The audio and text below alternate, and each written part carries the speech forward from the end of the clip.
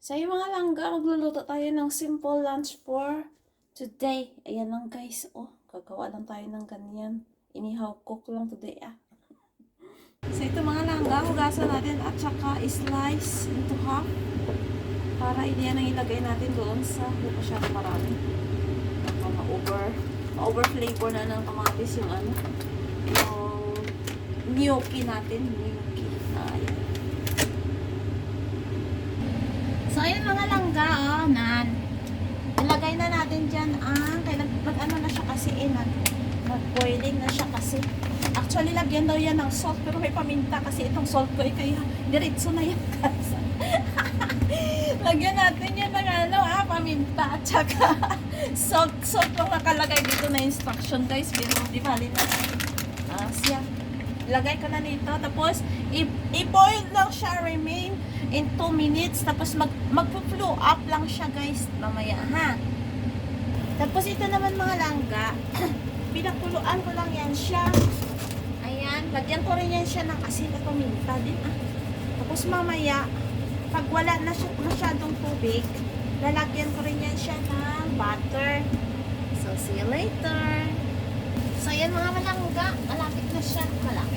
Naghubas na siya, kaya lagyan natin ng konting butter. So, ayan lang yan siya guys, kasimple. Naluto yan. Para mag-ano lang siya ba? Shining.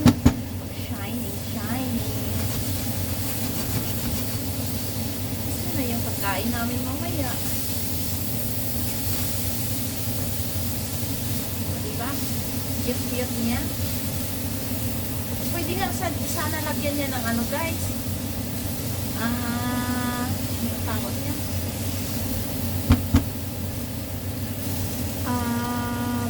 Honey. Kaso lang, matamis naman itong baby corn. Baby carrots. Kaya huwag na lang guys. Ano ba itong butter? Ano ba ito?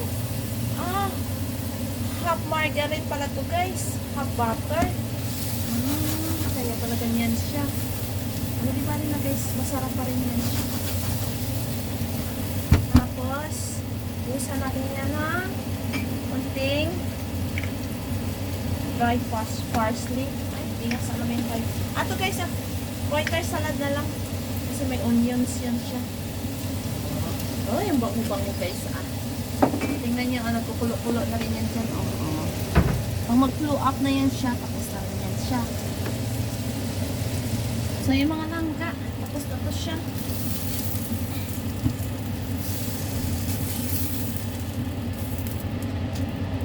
Tapos, maglagay na ulit tayo dyan ng butter margarine para yung i-combine natin sa olive oil.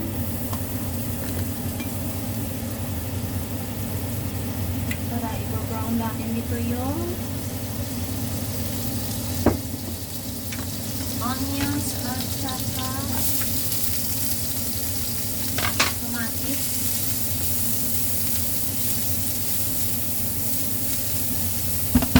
Browning muna natin yan. So, ilagay na natin yung kamatis. Browning lang natin lahat guys. Ilagay tayo dyan ng asin at paminta. Ganyan na kasi hindi ang luto natin mga lang guys.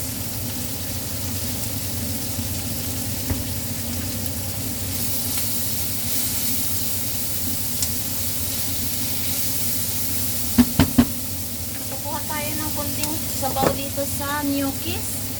Lalagay natin dito para may konting sauce siya.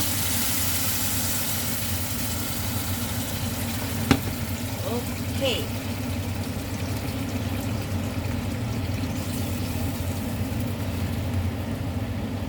So, simmer lang natin ito ng 5 minutes. Tapos, yan na yun. So, ayan guys. Durog-durogin ko na yan siya. Durog-durogin talaga. Ayan siya guys. Para may flavor siya na kamatis. Kunti lang naman ng durog. Tama na yan.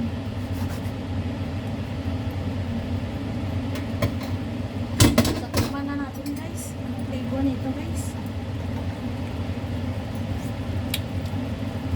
Masarap naman siya, guys. Kaya lang, salt nga lang at saka yung flavor ng butter, ang flavor ng onions, hindi spectacular kasi nga wala tayong sun, ano ba yung whip cream. Oh, kaya okay na yan, guys. Masarap na po siya. Kasi may laman kasi rin tong ano ang gnocchi. Gorgonzola. Cheese yan. May cheese yan sa loob, guys.